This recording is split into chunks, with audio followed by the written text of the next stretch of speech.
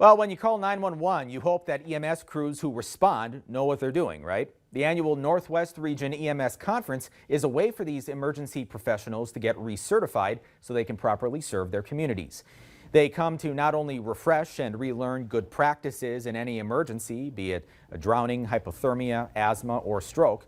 Corey Johnson, a Northwest Regional Director for the North Dakota EMS Association, says about 75% of attendees are volunteers.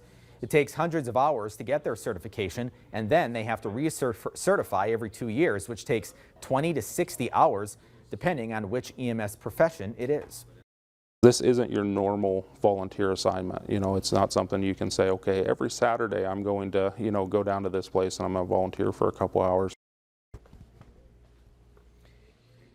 He says they volunteer at odd hours, and since most of them are not in a bigger hospital that provides their own in-house education, volunteers rely on weekend conferences to continue their service.